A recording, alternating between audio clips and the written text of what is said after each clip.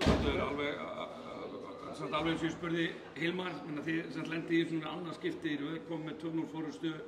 hingað heim en náðu ekki að klára, hvað veldur svona í fljótu bragði? Við sjálfum sér bara Grindavík góður í dag sko, bara betri við í þessum leik sko, þeir fá bara framistöðu á rosalega mörgum hlut, frá rosalega mörgum mönnum og Já, þeirra Breki að setja þessu sko. Já, bara, þú veist, og bara margir góðir hjá þeim og þú veist, þeir eru bara hörkulið, skilur, og það hefði verið, frekar galið ef unnið þá 3-0, sko, þannig að, Og sérstaklega kannski með að hvernig annar leikunni spilast og en bara, þú veist, þeir gera vel og við þurfum að vera betur en þetta, bara að báðum endum vallarinn, sko. En það skeður dálítið oft finnst mér, bara hjá liðum, vera komnir í þessu stöðu 2-0, eins og einhvern veginn slakja á andstæðingurinn mætir brjálaður, þú veist, en það fannst þið fyrir mér að þið náttúrulega ætlið að mæta brjálaður en... Já, þú veist, þetta er bara sama klisjan, ég meina það er, þú veist, einhver pressa og þú setur á þig pressu til að vinna og þú gerir allt sem þú getur, skilur, og þetta er play-offs og stemning og allt þetta, en þú veist, það er voðalega erfitt eitthvað að, þú veist, mimika það situation að vera með bakið upp í vegg, skilur, og það, náttúrulega, þú veist, að vera í þeirri stöðu, þú veist, þú ert alltaf að reyna að búa þetta til að þú sért bestur alltaf, skilur, en þú veist, bara, já, ég meina, þú veist, þetta er bara, þú veist, við, það var orka, skilur, það var mikil orka í húsinu og það var kraftur, Grindavík skýtur boltann rosalega vel, varnarlega ganga einhverju hlutir upp hjá þeim líka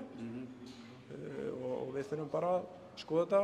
og bæta okkur fyrir næsta leik. Mín tilfinning með svona sýndist svona dómararnir dálítið vera að missa tökin á þessu þegar bæði lið eru að sko það sem já, þú veist, það er náttúrulega, þú veist, þetta er play-offs, rush og það er náttúrulega nánast engin dómur sem er ekki mótmælt, skilur, af því að þú veist, það halda allir rosalega mikið með öðru hvoru liðinu, sko. En það sem breytist kannski í þessum leik er að línan hertist miðað við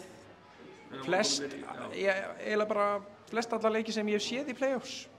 Þannig að þú veist, það var flautaðar fleiri villur heldur en hefur verið að gera. Og þá kannski svona það fór svona flæði úr leiknum af því að það var flauta og leikurinn fór mjög mikið fram á vítalínunni, hann var ekki spilaður og ég meina það gerist stundum líka en þannig var þessi leikur, hinir